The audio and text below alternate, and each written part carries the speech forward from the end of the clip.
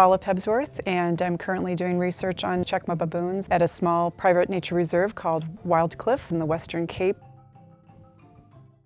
My area of interest is self-medicated behavior in primates. About 15 years ago, I started studying lemurs in Madagascar and noticed that they have some amazing detoxification mechanisms. And from that point on, I went to study chimpanzees in Uganda and became fascinated with the repertoire of nutritive and non-nutritive items that they use to maintain health homeostasis, and have come to South Africa to explore the same in baboons. It's a pity that humans have lost their nutritional wisdom, which animals still have. They use everyday items in their diet to maintain their health, and to combat something like high pH in the stomach, they're consuming clay. Geophagy is one of the oldest forms of self-medicative behavior known to mankind, or humans and animals, I should say. They do it for a variety of reasons. Some animals consume clay or soils for minerals lacking in their diet, and it can also be to adjust the pH in the gut tract. There's also a new theory out showing how they work synergistically, the clay and different pharmacological properties in plants. The most important findings have been done in Uganda in terms of an anti-malarial property that chimpanzees capitalize on. What the animals use is what people use, and I tend to think that we over the years watched what they eat and we learned from them. I know that women throughout Africa use clay during their pregnancies to alleviate morning sickness or nausea, and so that's why I think that the baboons are eating clay. It's a very, very white, pure clay that looks very much like kaolinite, but I still need to have it analyzed.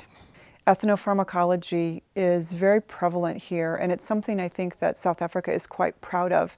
They do everything they can to protect that indigenous wisdom and to give credit to the shaman for that. And what I think is just really interesting, though, is to see, the repertoire of plants that they do use, that I do see we have on the reserve. Baboons have a cheek pouch, and I've seen them put a medicinal plant in their cheek pouches. One particular individual has a terrible wound on his leg, and at first I thought he was almost regurgitating, and then I could tell he was mixing the saliva with the plant and then spitting on his wound. And then if you read all about the antibacterial properties of saliva, baboons and animals in general are really amazing. Humans have repeatedly gone into a habitat and altered the indigenous plants that are there. The baboons, their plasticity is absolutely amazing. In the 1930s, before that time period, they were foraging on items that were found locally. Then they started planting acacia trees, and that's been a problem throughout South Africa. And so now they have a government program called Working for Water to actually eradicate acacia trees throughout South Africa, because water is a precious commodity and this type of tree consumes a lot of water. But in terms of the baboons, our way, that is a primary source of food for them. But it's some hardship to see what we're doing in terms of changing their habitat. I love their playfulness. I love the way they love babies. When there's a new baby in the troop, everybody wants to touch the baby, hold the baby, and they will groom the mother just to have a glimpse at the baby. If you're a big male and another big male looks like he's threatening you, if you grab a baby, no one bothers you because, the babies are sacred. I do see the aggressive side of baboons. A lot of it is drama, all the screaming and the squealing and whatever, and they sound so terrible. But when you're sitting there, I've never once feared for my safety. Somebody needs to speak for the baboons and to conserve some space for them.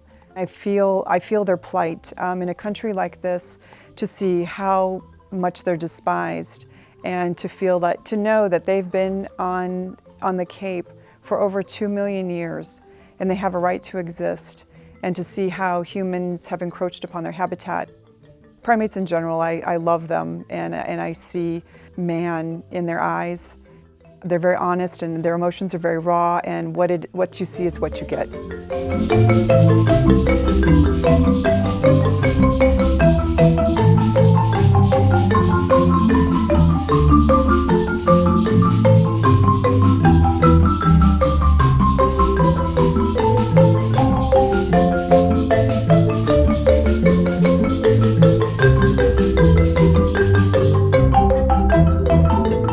you.